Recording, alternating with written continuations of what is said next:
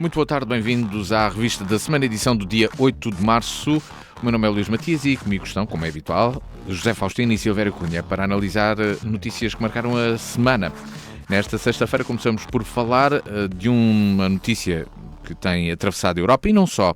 Uma empresa de criptomoedas que está a oferecer dinheiro para recolher dados sobre a íris dos voluntários. Mais de 300 mil portugueses partilharam imagens da íris com esta empresa em troca dessa moeda virtual, o equivalente a 70 euros. A empresa diz que desta forma consegue provar que são humanos a fazer transações online. Por cá, a Comissão Nacional de Proteção de Dados diz que está a investigar se a atividade é legal ou não. Em Espanha, a atividade desta empresa foi suspensa. José Faustino, devemos ter cuidado com esta partilha de dados biométricos? Ainda não se sabe para que servem, como podem vir a ser utilizados? Boa tarde. O Estado devia estar mais atento a isto também. Sim, eu acho que sim, porque o primeiro ponto, e é o grande ponto aqui nisto, é este. Eu considero-me, passa a imodéstia, uma pessoa minimamente informada, não é? Também estou aqui num programa, tenho essa responsabilidade de analisar as coisas, na companhia do professor Silvério Cunha, que muito prezo. Penso que sou uma pessoa minimamente informada, enfim, que estou dentro dos problemas, então também não tinha a lata de vir para aqui. E eu próprio tenho dificuldade em perceber isto, ainda não percebi. Não é o sistema em si, portanto, eles tiram a fotografia da íris da vista das pessoas e os objetivos assim por alto é que a máquina, que o sistema, agora é tudo inteligência artificial, enfim, que o software e o hardware reconheçam se é humano ou não é humano, se é uma íris artificial ou não. Também se sabe de ciência certa que a íris é das coisas que não há nada igual, não é? Portanto, é mais desigual do que as impressões digitais, por exemplo. Depois, essa é uma das explicações. Mas, curiosamente, quem está a tratar disso é uma empresa que trabalha em criptomoedas e paga para que as pessoas cedam isso. Ora, em primeiro lugar, eu lamento que tantas pessoas acedam a uma coisa destas, que vendam uma parte da sua identidade, por vistos de muita importância, no futuro, por 70 euros. Portanto, é um salto no escuro. É um salto no escuro. Portanto, eles não sabem o que é que estão a vender. Percebo que grande parte daquilo é malta nova, é um bocado de brincadeira, são 70 euros, e depois as moedas também vão valorizando, as criptomoedas estão muito bem cotadas e ganham dinheiro, e é uma brincadeira, mas é uma brincadeira que pode sair séria. Depois, o governo espanhol, portanto, em Portugal foi autorizado. Eu acho que, na dúvida, prefiro que se autorize do que se proíba. Mas este tipo de coisas não podem acontecer. Portanto, as empresas, ao terem este tipo de atitudes no mercado, têm que explicar muito bem a quem de direito, a uma entidade reguladora, ao Estado, vamos assim dizer, ao Estado, o que é que pretendem efetivamente, e peritos na matéria têm que verificar bem a situação. E se a coisa está explicada, isso tem que ser explicado e esclarecido às pessoas, e de facto está mal esclarecido, e se as pessoas quiserem, voluntariamente, de borla, pagos de qualquer maneira, façam o que entenderem. Se não, não queiram, não é? Tudo bem. Parece-me também precipitada a atitude do governo espanhol, a menos que o governo espanhol esteja na posse de toda esta informação que eu digo, que me parece não haver em Portugal.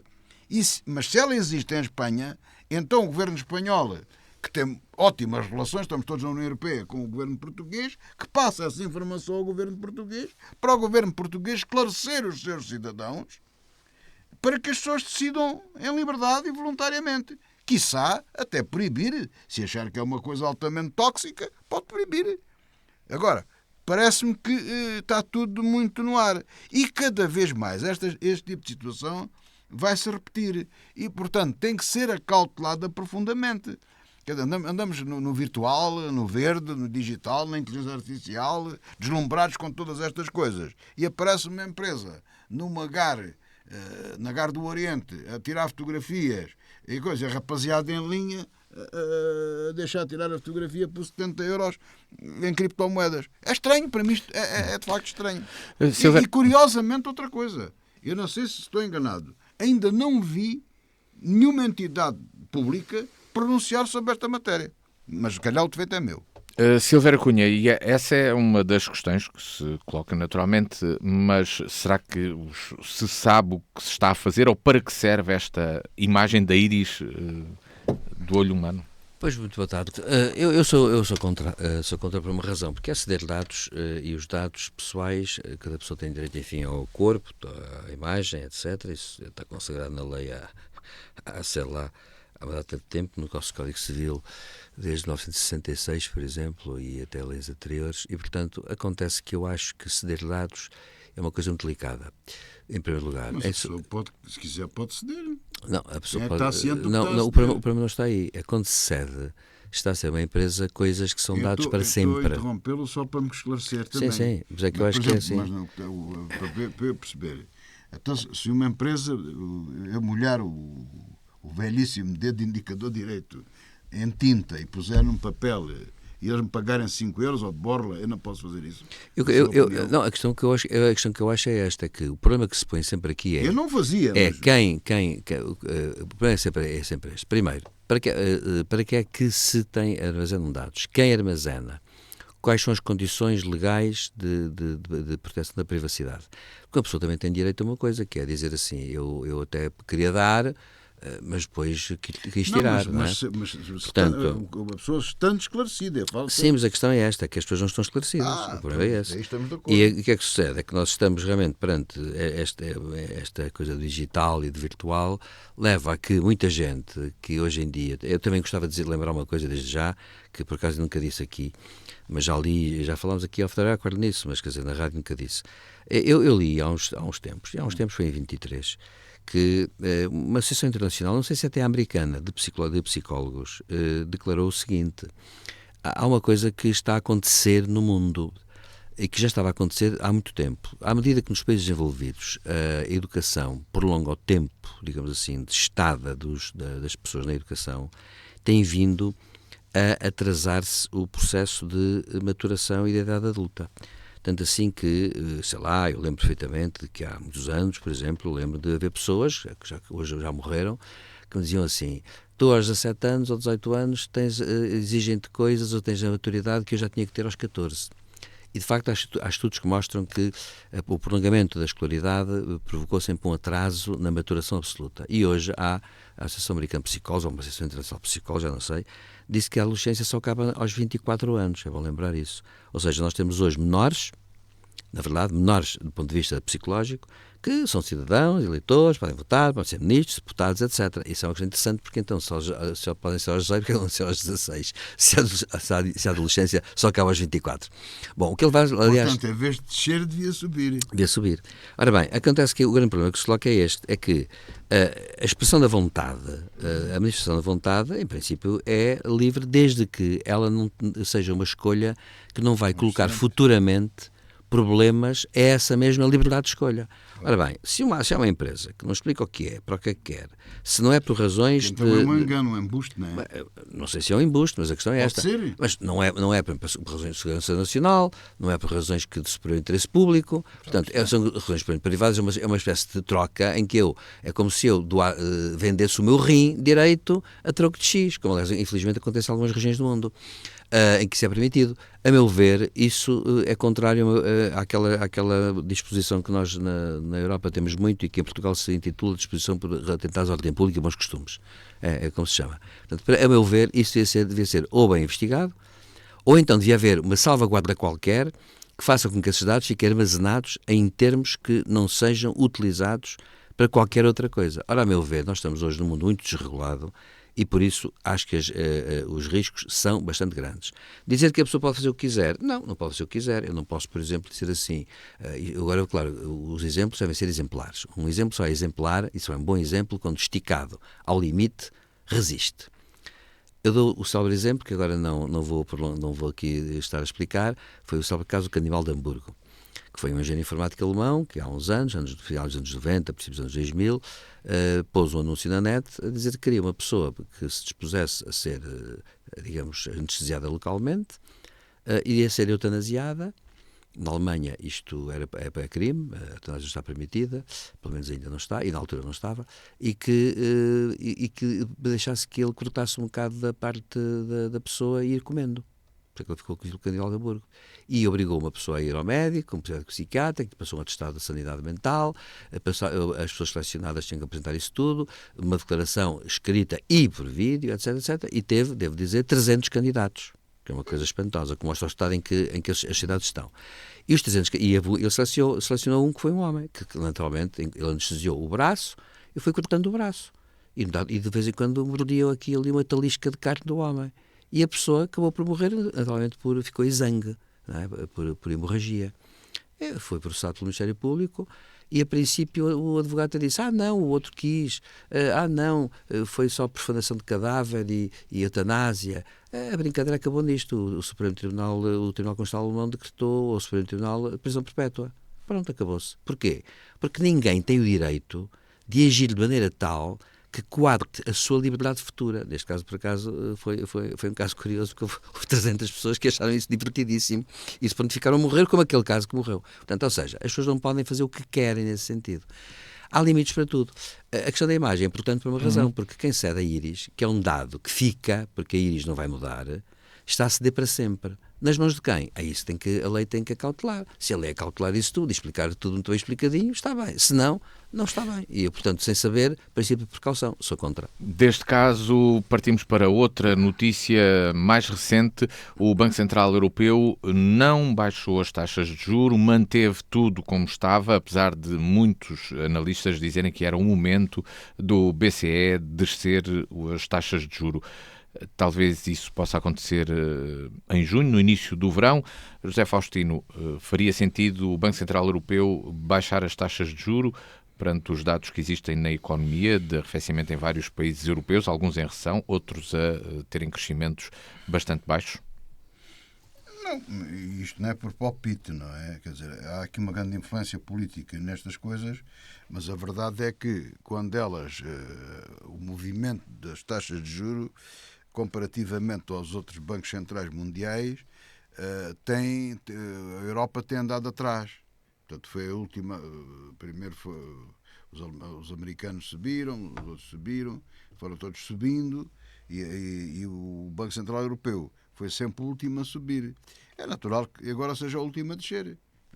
É natural, portanto, é um ciclo próprio, claro que tem influência política, não é? Agora, eu chamo sempre a atenção o principal da taxa de referência do Banco Central Europeu. O motivo principal não é as prestações das casas. Isso é aquilo que as pessoas sentem. O problema é mais vasto do que isso, não é? O Banco Central Europeu, no fundo, existe para controlar a inflação na Europa e regular tudo em termos do mundo euro, digamos, do espaço do euro. É para isso que ele serve, são coisas muito mais importantes. Eu acho que é uma medida prudente e daquilo que observo e daquilo que tenho ouvido, não sou especialista na matéria, acho que é uma medida prudente não mexer por enquanto na taxa de juros. Aliás, a inflação está a baixar de um modo geral. Silvério Cunha partilha desta visão do Banco Central? Eu não tenho opinião fundamentada porque não sou economista e não percebo nada do assunto, portanto não sei. Claro que é evidente que o Banco Central Europeu, à partida, enfim, é um banco independente, nos seus estatutos estão um certo tipo de poderes que ultrapassam, digamos assim, que determinam a sua ação, que aliás deve dizer-se é diferente, por exemplo, do Banco Central para o Banco Central. A Reserva Americana tem duas obrigações, que é baixar, portanto, a inflação e baixar a taxa de desemprego, coisa que o Banco Central Europeu não tem. Deve dizer-se, não tem esta última. a esta última função. Isso não ficou nos estatutos do Banco Central Europeu. Portanto, é claro, há aqui sempre escolhas que têm a ver com pressupostos, digamos, políticos, sociais, económicos, macroeconómicos, etc. Portanto, eu não vou dizer se é razoável ou se não é, até por uma razão, porque o próprio Banco Central Europeu, como se sabe, tem um conjunto de especialistas muito bem preparados que vão fazendo estudos e que muitas vezes são contraditórios entre si. Aliás, eu acho que é a intenção mesmo. Estes bancos têm gabinetes de estudo onde há projeções e há discussão entre especialistas e tudo isso. Portanto, não sei, e depois também não sei como é que no funcionamento interno, quem é que decide em última análise, claro, é o Conselho dos Governadores, mas quem decide, digamos assim, digamos, alternativas, com base em quê? Com base em que instâncias de discussão, de debate interno ao próprio banco? Portanto, não faço ideia. Portanto, pressupõe naturalmente que a ideia do Banco Central Europeu será baixar a taxa de inflação geral. Portanto, a questão que se coloca é, de facto, genérica e não é por uma razão específica, digamos, de política económica ou política social muito específica. Digamos, é baixar a inflação na Europa em geral e, portanto, usa-se um certo tipo de técnicas que estão previstas na ciência económica. Pode haver alternativas, não pode, não faço ideia. Portanto, não tenho, sinceramente, uma opinião formada. Das taxas de juros do Banco Central Europeu, a Comissão Europeia, mantemos-nos na Europa porque a Comissão Europeia apresentou o Programa Europeu para a Indústria da Defesa. A Comissão quer mais e melhor investimento numa defesa conjunta que permita à União Europeia mais independência e prontidão na defesa. A proposta é acompanhada por um pacote de 1,1 mil milhões de euros, verbas destinadas à indústria de defesa nos próximos 3 anos. José Faustino, tens falado por diversas vezes da necessidade da indústria de defesa começar a produzir mais. É uma notícia que te satisfaz? É uma notícia, sabe-me a pouco, portanto 1,5 mil milhões é pouco. Agora, para 3 anos, isso não dá para nada, mas é melhor do que nada, pronto, fico muito satisfeito com esta notícia. Infelizmente isto está ao contrário não é bem, quer dizer, está desequilibrado, porque a medida devia ser a criação de um exército conjunto europeu, e ao mesmo tempo o desenvolvimento da indústria de defesa europeia. Infelizmente, devido aos acontecimentos que vivemos há pouco mais de 2 anos na Ucrânia, tem que se andar mais depressa com a indústria de armamento. E eu acho bem, também concordo.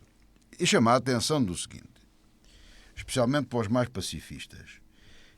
Não é nenhuma desgraça a paz que todos gostamos, o nosso modo de vida que todos gostamos e queremos, só pode ser defendido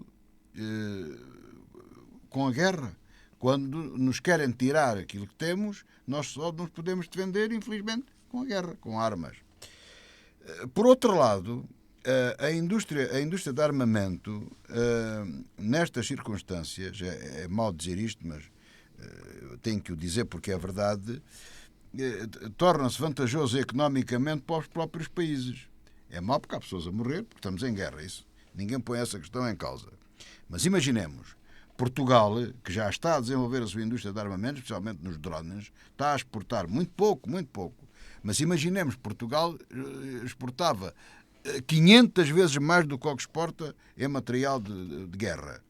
Eram divisas que entravam, portanto era dinheiro que entrava para Portugal.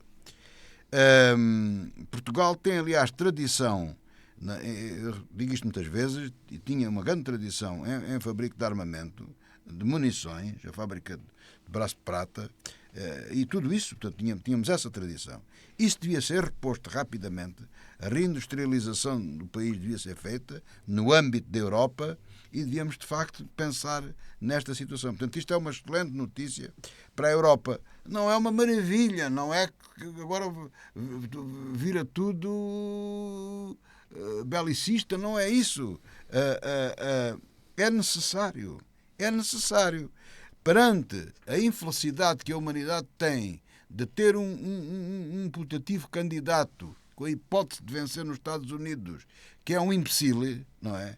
E um agente de Putin, que é, aqui mais à frente iremos falar, que é igual a Hitler, pelo menos tem os mesmos procedimentos, está a ter os mesmos procedimentos, a história está-se a repetir, a história da Segunda Guerra Mundial está-se a repetir, com mais coisa, menos coisa.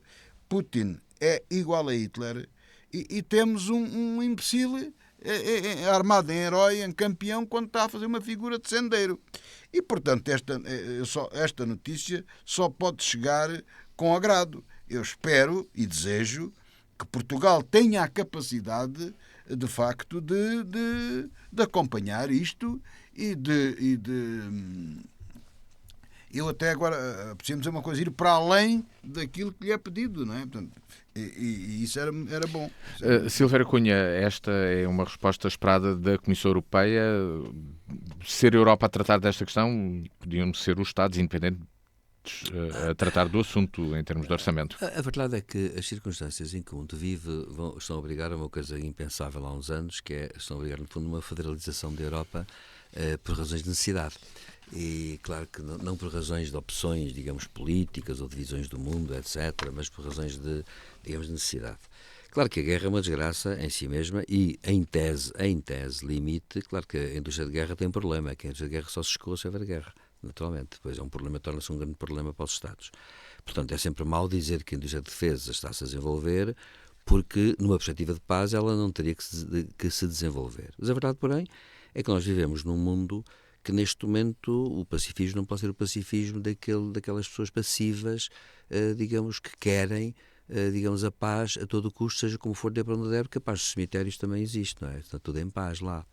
Portanto, o problema que se coloca é este. Nós devemos lutar pela chamada paz democrática, e uma paz democrática pode implicar, e historicamente tem implicado muitas vezes, a defesa. A legítima defesa. Portanto, a legítima defesa tem que se fazer, e claro que é evidente que hoje em dia a legítima defesa tem que se fazer com, evidentemente, com armas e com a capacidade, pelo menos, de dissuadir o adversário.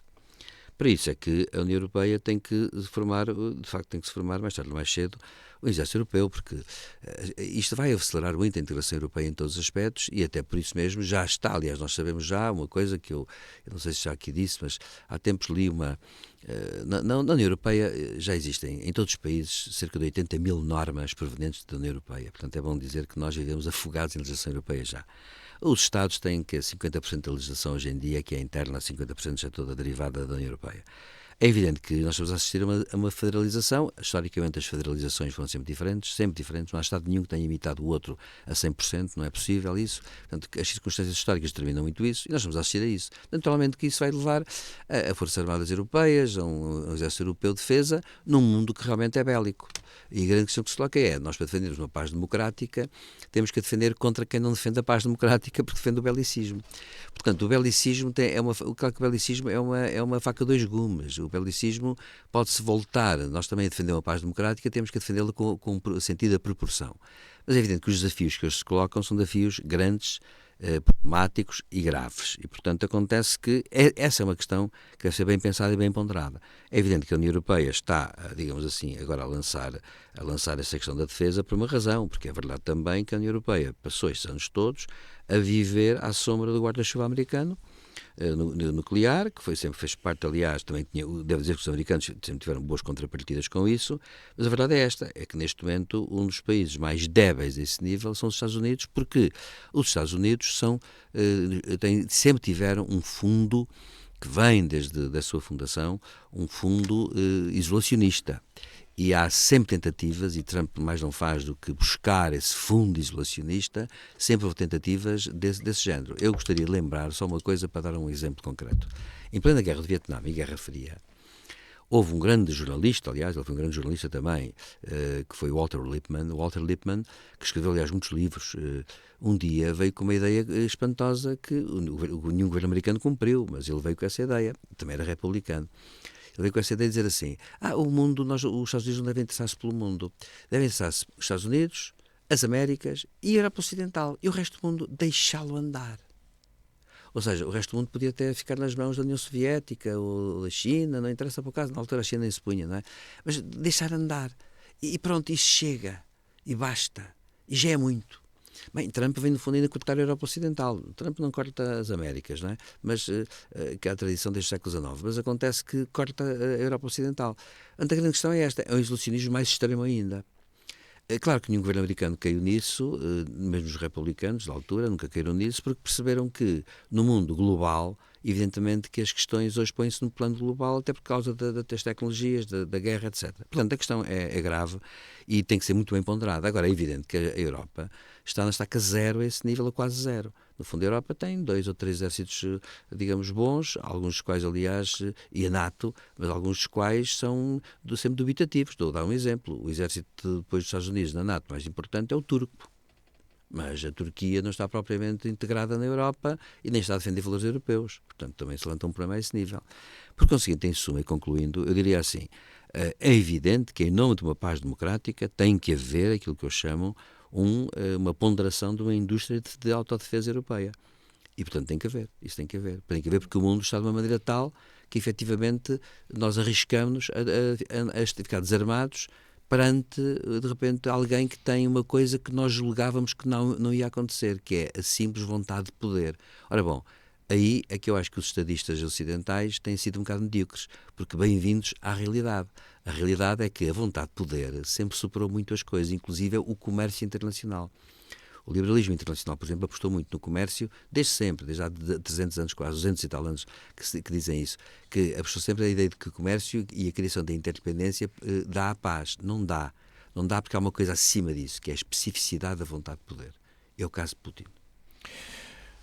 Hoje, o presidente norte-americano realizou o discurso anual do Estado da União com um alerta sobre como a liberdade e a democracia estão a ser atacadas nos Estados Unidos e também no mundo. Biden comparou os dias de hoje com o período anterior à Segunda Guerra Mundial, quando Adolf Hitler marchava na Europa, e considerou que agora é o presidente da Rússia, Vladimir Putin, que pretende conquistar mais terreno na Europa.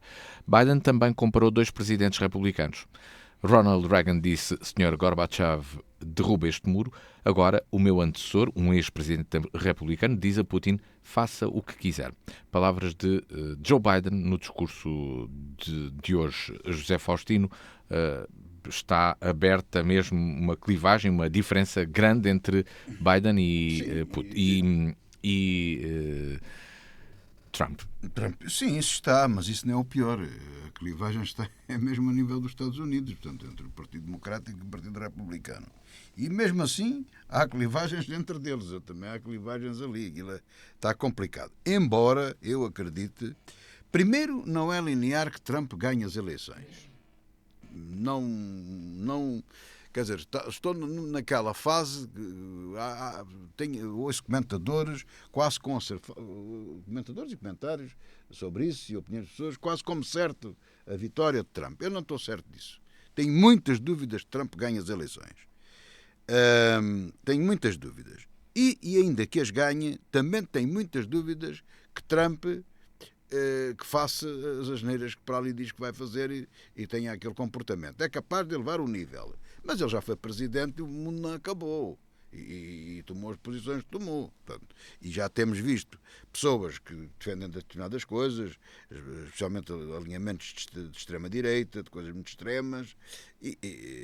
Infelizmente, extrema-esquerda não é bem comparável, mas de extrema-direita e que depois se moderam quando vão para o poder. Temos o exemplo, por exemplo, da primeira-ministra italiana, por exemplo. Que tem tido um bom comportamento a nível internacional e até a nível nacional, segundo creio. É o que costuma acontecer, portanto, isso é o que costuma acontecer, e aconteceu já com o próprio Trump.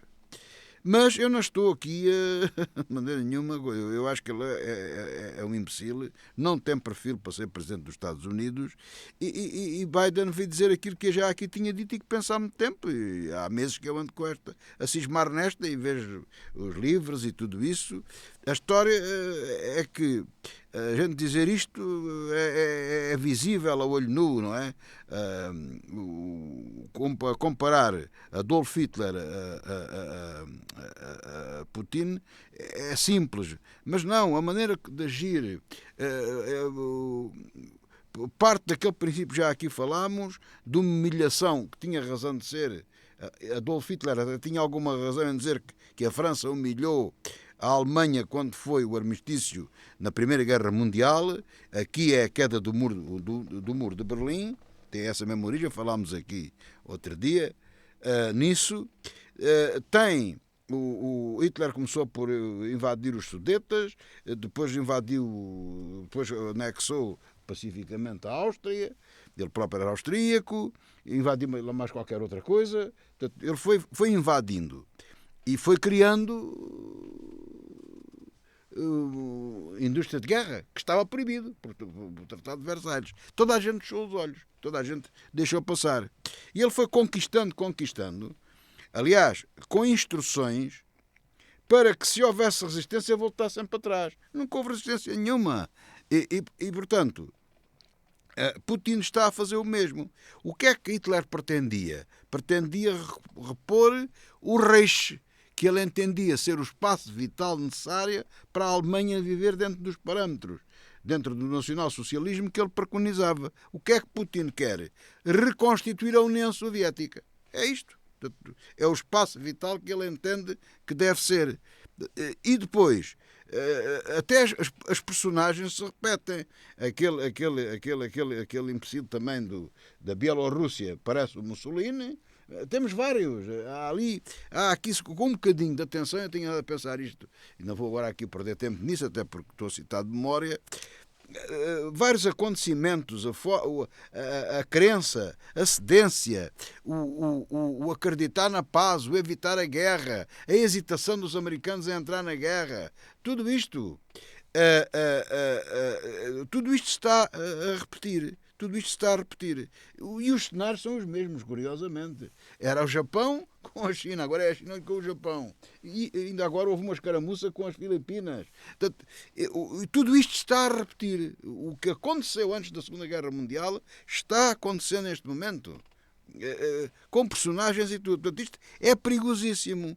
E nós não podemos cair no mesmo erro que líderes nesse tempo muito superiores aos que nós agora temos caíram. Portanto, estes têm que fazer um duplo esforço, têm que se superar eles próprios. Eles já são fracos, mas têm que nos provar a nós todos que afinal são fortes, não é? E lembra o seguinte, é a persuasão das armas que nos deu a paz. Foi as armas nucleares, o excesso de corrida ao armamento, que havia aqui o movimento da paz e cooperação, que eram contra o armamento nuclear cá, não eram contra a União Soviética, atenção. Portanto, mas foi o equilíbrio nuclear que nos deu estes anos todos de paz. Eu chamo a atenção de um pormenor que passou aí despercebido. Taiwan está a fabricar uns submarinos de última geração que, se os fizerem, não são precisos muitos, põe-se em causa de ser linear a invasão da China a Taiwan, assim, militarmente, assim, do pé para a mão. Só esses submarinos alteram logo o panorama todo. Portanto, persuasão, lá está. Portanto, tudo isto está em jogo e as pessoas têm que estar atentas. Silvério Cunha, e grande parte das pessoas, só para terminar, porque eu acho que isto é muito importante e a gente tem que dizer isto, e isto joga com o sentimento das pessoas. A maior parte das pessoas que vêm com a conversa da paz e da cooperação e das bombas fazem-no de má fé.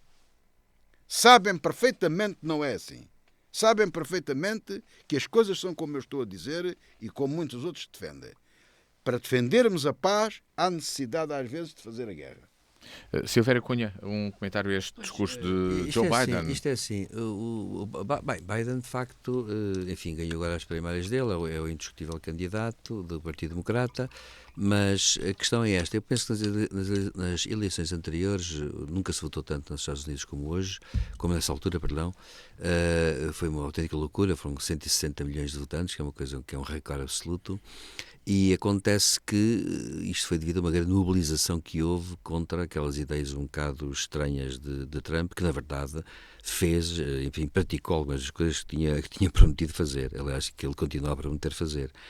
E claro que isso mobilizou a opinião pública americana, não sei se vai acontecer da mesma forma agora, atualmente, porque o Partido Republicano, de facto, perdeu todas as referências. Claro, há uma minoria que continua a resistir, a filha de Cheney, do vice-presidente de George W. Bush, que era deputada no Congresso e que foi corrida pelo Partido Republicano. Há uns republicanos que têm até um site, que são os republicanos contra Trump, e que vêm tentar ressuscitar os grandes princípios do velho Partido Republicano, que é um partido conservador, conservador, mas um partido constitucional, muito constitucionalista e muito defensor, digamos assim, dos valores americanos. Acontece que Trump, de facto, é hoje parece que outra coisa. Tem uma ideia que é aquele isolacionismo dele, ao mesmo tempo, um isolacionismo voluntarista, que, na verdade, acaba por não ser um verdadeiro isolacionismo, porque ele depois lança-se para outras coisas. Ele tem uma visão do mundo, a meu ver, distorcida. Ele não é só uma questão de isolacionismo, tem uma visão do mundo distorcida. Agora, a questão que se coloca é esta. É evidente que o mundo hoje está, digamos, numa situação um bocado dramática por muitas razões, que são simultâneas. E ter uma visão global destas coisas é muito difícil. Ora, a meu ver, só se pode ter uma visão destas global se nós percebermos algumas coisas básicas no que respeita, por exemplo, sei lá, à natureza da guerra. Há muitos pacifistas. Eu devo dizer, eu teoricamente sou um pacifista, mas sou adepto da paz democrática, isto é, não é um pacifista que diz vamos deixar que antes vivo do que, de qualquer maneira, do que morto. Não, às vezes eu preferiria morrer a viver debaixo de uma ditadura sanguinária ou de uma repressão absoluta, qualquer coisa do género. Muito francamente é assim. Agora, a questão que se coloca é, nós hoje estamos perante, digamos, há um mistério que é um mistério que está estuda-se imenso, mas nunca se chega a conclusão nenhuma. Porque é que a humanidade é capaz de evoluir em tantas coisas, e até espiritualmente, e não é capaz de evoluir na questão do entendimento do que é a guerra? Porque é que, por exemplo, nas histórias da guerra, até nos estudos do Pentágono e dos grandes estrategas e dos grandes mestres do Pentágono que dão as aulas aos generais americanos, dou o exemplo de um que morreu agora, Victor Hansen, que foi um grande especialista da guerra, com livros enormes, ele tem livros fabulosos. E porque é que ele dedica, por exemplo, eu estou a dar um exemplo concreto, olha, uma história da guerra que ele tem, metade do livro é dedicada à história da guerra do Peloponeso, de Tucídides, há 2400 e tal anos. Porque é que isso é assim? Ora bem, isso é assim por uma razão, porque de facto o ser humano entra em guerra por razões algo constantes. E como são razões algo constantes, nós teríamos que perceber então qual é a natureza do ser humano nesse nível, para se perceber o que é de facto a guerra. E esse é um problema de facto impressionante, porque o ser humano parece que tem uma pulsão, o Freud já dizia isso, uma pulsão tanática de vez em quando parece que gosta de ir para o abismo. E realmente nós temos que reagir a quem gosta de ir para o abismo, não podemos deixar que as pessoas queiram ir para o abismo levando todos os outros. Portanto, a questão é esta, e o grande problema é este, é que Biden chama a atenção para um ponto que é um ponto importante realmente, que é este, que é, independentemente, nós sabemos que os Estados têm sempre uma política imperialista. Porque é a natureza das coisas, quer dizer, os Estados, as potências influenciam sempre e são sempre hegemónicas, não há paradigma nenhum político internacional que não tenha tido a hegemonia de uma ou de mais potências. E nós neste momento estamos num sistema a construir um novo paradigma, desde a queda do Muro de Berlim, e da queda da União Soviética, e esse novo paradigma, infelizmente, pode desembocar numa guerra generalizada, porque historicamente assim foi, em termos, embora proporcionais sempre há contexto histórico, sempre assim foi nos últimos 500 anos. Mas, e se for recuarmos, ainda encontramos mais. As relações internacionais sempre foram muito animadas, infelizmente, pela guerra. Agora, o problema que se põe é este, é que nós julgávamos, depois da Segunda Guerra Mundial, que tínhamos criado uma noção interdependente da sociedade internacional. Tínhamos criado uma comunidade internacional. O que é que se está a notar? É que temos muita coisa comunitária, mas a comunidade internacional está, como disse um grande autor, entre o mito, isto é, a utopia, e a história concreta, que é uma história violenta. E o grande problema é este, é que muitos pacifistas esquecem-se que a história é estruturalmente violenta, e embora eu defenda que também se faça história com o exemplo, mas não é com o exemplo de qualquer maneira. Isto é, se for preciso temos que defender, temos que ir lá todos defender. As coisas como são. Portanto, é uma questão que implica até solidariedade entre os povos, solidariedade entre as nações, etc. E o que é que eu vejo com preocupação no caso dos Estados Unidos? É que Trump não tem solidariedade com ninguém. Tem um sentido de oportunidade, no juízo dele, que até pode estar errado, a oportunidade, e apenas isso. Portanto, no fundo, é um estadista que vê 5 centímetros em frente do nariz. Às vezes eu até penso uma coisa, que ele usa um bocado a idade para, digamos, usar a idade como forma de dizer assim, eu quero lá saber o que vem a seguir. Eu terminava de contar, Matias, só com uma anedota que é verdadeira, que eu realmente me lembro dela, e ontem num programa, por acaso, lembraram isso. Reagan, quando foi candidato a presidente contra Mondale, que ganhou largamente Reagan já tinha 73 anos. E ele, num debate, falou-se nisso, a idade do presidente, e Mondale era um homem jovem, um senador jovem do Partido Democrata. Walter Mondale foi vice-presidente, aliás, do Partido Democrático. E acontece que Reagan, com uma certa serenidade e ironia, disse assim, Eu sou realmente uma pessoa idosa e sou até o candidato a presidente mais velho até hoje. Agora é Trump e é Biden, não é? É Biden primeiro e Trump depois. E diz assim Reagan com um sorriso: e por isso mesmo eu não vou abusar do meu poder, porque não vou dizer que com a minha idade tenho mais maturidade que o meu ilustre adversário, que é um jovem.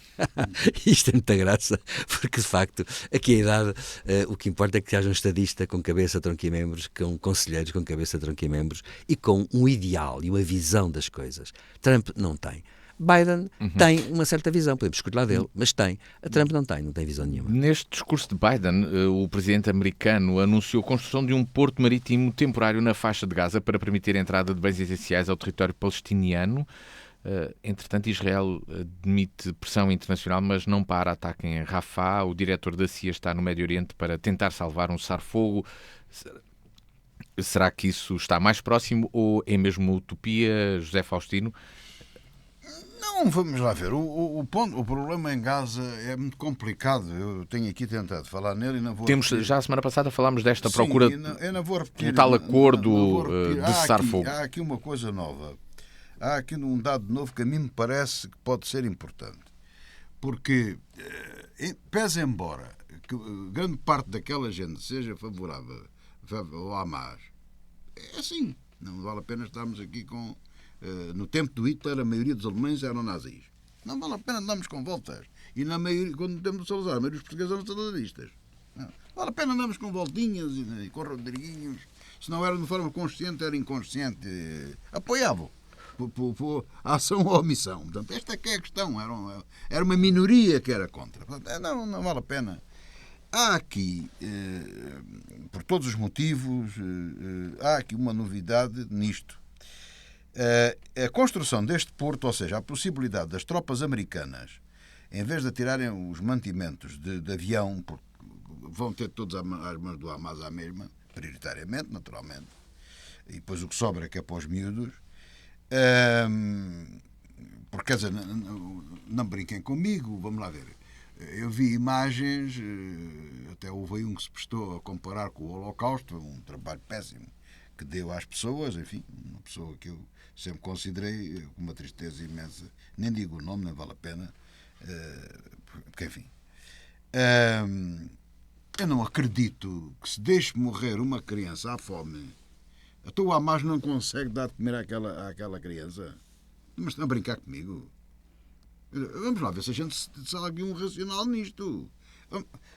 O exército israelita ainda não tem a ocupação total de Gaza.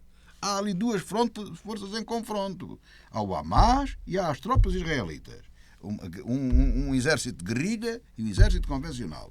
Em guerra. No meio da população. Eu já expliquei isso sobre o manual da guerrilha e essas coisas todas. Pronto. E os objetivos, não vou repetir isso tudo outra vez. Ora, o Hamas, se quiser, pode... Se me disserem que morreram 40, 50 crianças à fome, bom, eu aí... Agora, uma criança... Então o Hamas não os socorreu. O Israel podia não estar na zona de Israel. Essa criança podia não andar na zona de Israel. Portanto, Israel não anda por ali à vontade. Quando um soldado israelita se desloca da rua A para a rua B, o Hamas dispara para ele não ir para lá. Portanto, o Hamas controla as zonas. É preciso a gente não perder a noção do tempo. Parece que está ali um grupo de pessoas abultadas ali num sítio e que está um opressor a disparar nelas a matar. Não é assim. Está lá um exército de guerrilha metido no meio das pessoas, com as pessoas, grande delas, a apoiarem-no, e um exército a tentar conquistar isso, a tentar conquistar. Não conquistou ainda. A faixa de Gaza não foi conquistada pelo exército israelita. E, portanto, até prova em contrário, quem tem a obrigação de alimentar as pessoas e de zelar para aquilo é o Hamas. Não é Israel. Israel é a força invasora, vamos assim chamar. Vamos tratar as coisas por nomes. Agora, então dizes que este porto pode trazer a diferença? Pode pelo seguinte, por uma razão simples, porque os israelitas confiam nos americanos. E os americanos não é preciso andarem a atirar as coisas com os aviões. Os americanos podem desembarcar material deles de barcos deles, com caminhões deles e tropas deles para ir levar os mantimentos, porque os israelitas confiam neles. Porque o problema é que os outros não são confiáveis, esse é que é o ponto. Como aquela história que se soube da delegação lá da ONU. Havia vinhos da ONU que participaram no assalto de outubro a Israel. É fácil de saber. O Hamas, o transporte deles são ambulâncias. Está estudado há muito tempo. Silvério Cunha, portanto, é só para acabar. Este é um ponto de diferença. Isto pode ser importante. Esta coisa do cessar-fogo ou não, isto tem que bater assim. O Israel, dessas voltas que derem, tem que, se não acabar, minimizar militarmente o Hamas, tem que o destruir militarmente. E só nessa altura é que pode negociar cessar-fogo definitivo e dessas coisas todas. Mas acima disso tudo está a libertação dos reféns. Este é o ponto. Agora, no meio disto tudo, é importante que os americanos, ou tropas da ONU, ou seja, mas americanas, com equipamento americano, que vá lá levar a comer àquela gente. Porque o Hamas não os trata, que é quem pertence tratá-los. Silvério Cunha, um comentário a este anúncio também de Joe Biden, desta construção deste porto. Bem, eu vejo com bons olhos que os Estados Unidos ponham lá um porto para abastecimento de alimentos à população, como é evidente, porque a situação de facto é insustentável como está. É evidente que é óbvio que o grande problema que se põe ali, claro, o problema que se põe desta guerra que está no Médio Oriente instalada, é um problema velho que se sempre pôs as guerras todas e ali, sobretudo, tem de repetir-se sempre. Claro, o grande problema é sempre o mesmo e é a incapacidade da comunidade internacional poder resolver a questão, digamos assim, da forma mais conveniente. Agora, eu acho bem que os Estados Unidos, neste caso, possam instalar um porto lá, porque é uma forma também de, digamos assim, acalmar os ânimos. Agora, claro, também mostra uma coisa, mostra que o Netanyahu está a ceder aos americanos, que têm feito algumas exigências, porque a vontade dele também não é, confia, mas quer dizer, a vontade dele não era bem essa.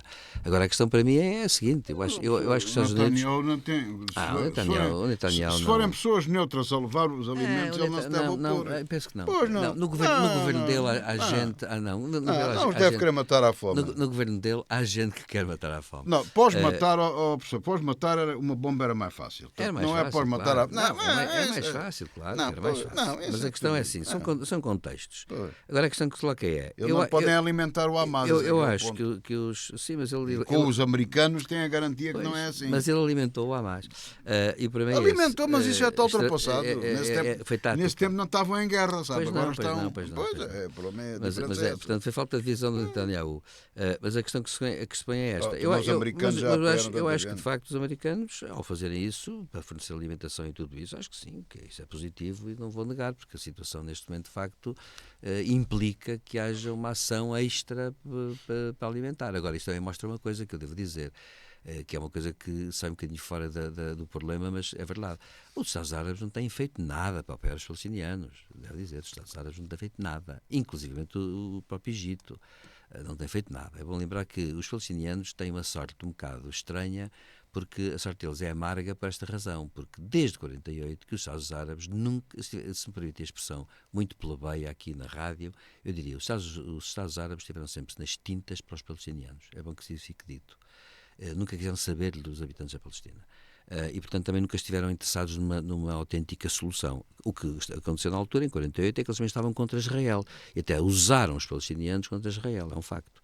E, portanto, porque eram umas ditaduras oligárquicas, medievais, inclusivamente. Portanto, eu acho que, neste momento, é uma situação, enfim, que ajudará certamente a população. A imprensa russa divulgou a escuta de uma conversa de 30 minutos envolvendo responsáveis da Força Aérea da Alemanha, em que se discutia a possibilidade do fornecimento de mísseis Taurus à Ucrânia. Berlim já confirmou a autenticidade desta gravação e procura agora averiguar se tratou de um caso isolado ou de um problema estrutural de segurança. José Faustino, há mais infiltrados russos nas forças do Ocidente do que o que se imaginava? Estamos mais vulneráveis do que apenas a ausência de equipamento militar neste confronto e que aqui existe entre a Ucrânia e a Rússia? O que é que isto também significa no desenvolvimento deste conflito? Infiltrações haverá de parte a parte. haverá espiões, haverá agentes duplos, haverá tudo isso. Este caso que aqui está é evidente. Isto é um embuste.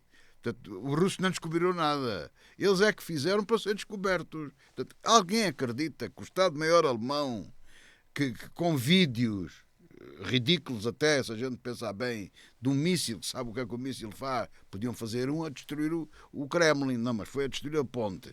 Lá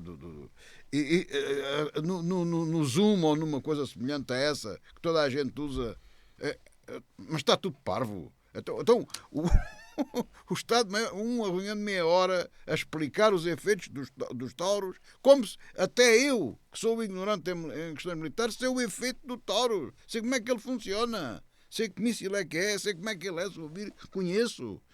Ainda ninguém me apresentou, mas eu até o conheço. Isto foi... Vamos lá ver, a Alemanha, agora só não sei se foi o governo alemão, o chanceler, porque o chanceler mostrou medo de Putin. O presidente francês lançou a bisca, como, usando assim uma linguagem normal, vulgar, lançou o isco, não é?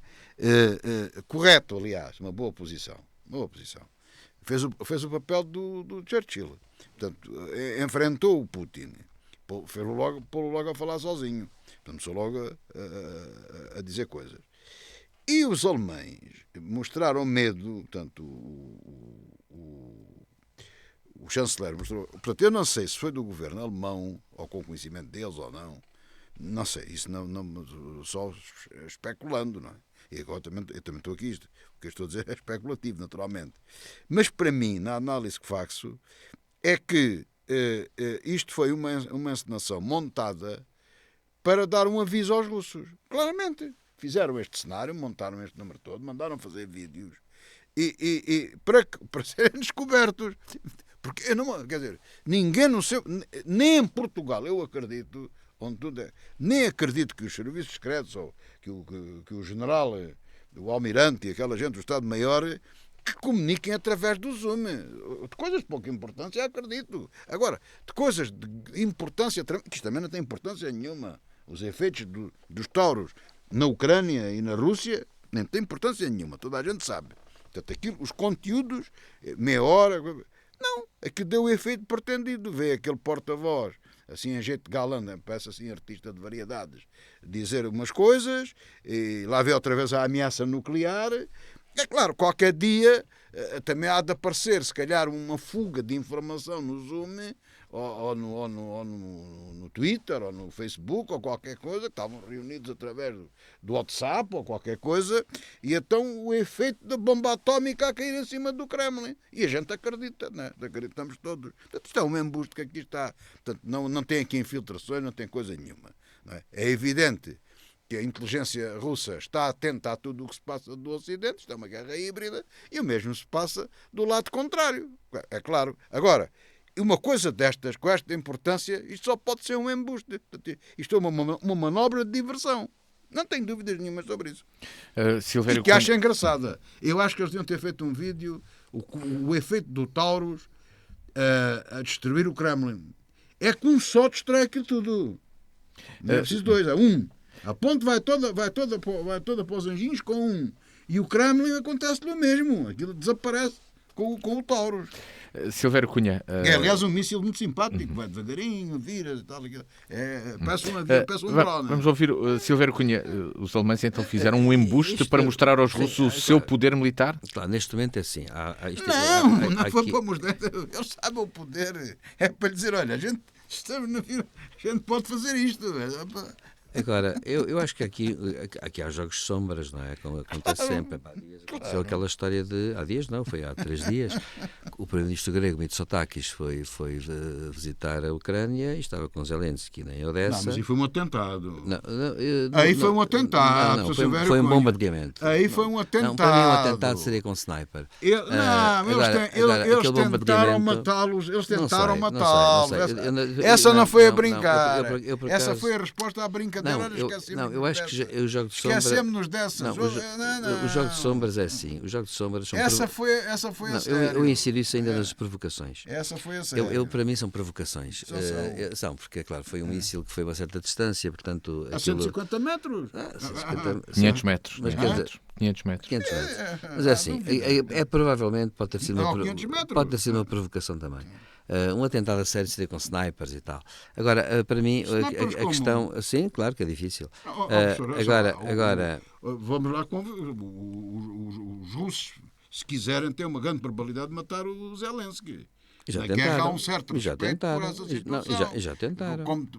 Mas tentaram. Sim, mas tem que ser logo no princípio até. Tem que ser feito de uma certa forma que é esta. Aliás, dizem que tentaram. O sniper é que era mau. Dizem que tentaram e que, aliás, logo no princípio, o que aconteceu foi que foi protegido até por tropas especiais europeias, aliás, nesse caso ucranianas. Certo, mas isso é mas a questão que eu coloco a questão assim: nestes jogos de sombras tudo pode acontecer.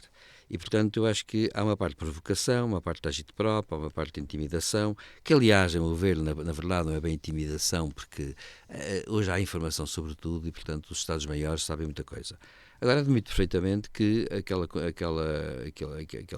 escutas, aquelas coisas todas podem ser, como aconteceu já em todas as guerras, podem fazer parte desse jogo de sombras e, portanto, os alemães podem ter estado, digamos assim, não diria a brincar, mas devem ter estado a fazer qualquer coisa que seria demonstrar que têm força para, que poderiam fazer, que estou a pensar no assunto, que no fundo que o Estado-Maior, no fundo, alemão tem conhecimento, tem os dados todos para poder agir se necessário for, etc, etc, etc. Claro que no meio disto tudo não ponho de parte, como nunca ninguém pode pôr de parte, a hipótese da espionagem, de saber sempre mais qualquer coisa, de haver pessoas infiltradas aqui, acolá e acolhi. Eu também estou convencido que os serviços secretos ocidentais também estão infiltrados na Rússia e em muitos sítios, provavelmente. Agora, isso faz parte, digamos, deste estado bélico. Agora, o que eu acho é que, de facto, embora haja, de facto, meios de tipo Zoom, nós vemos isso nas séries, que os americanos têm para comunicar entre si, a intranet militar americana deve ser muito protegida, não é? Agora, evidentemente que à partida... Se fosse a sério, era assim que eles faziam. À partida, claro que isto pode ser pode mais não ser do que uma forma de mostrar, digamos que, pronto, não tenha medo, e só preciso bem em frente, pronto, para dissuadir, no fundo. Bem, e assim chegamos ao final desta revista da semana na DNFM com José Faustino e Silvério Cunha, na análise aos temas que marcaram a atualidade de hoje. 8 dias voltamos, sexta às 18, sábado às 14, sempre quiserem www.dnfm.com e no canal do YouTube da Diana. Tenham uma boa tarde e bom fim de semana.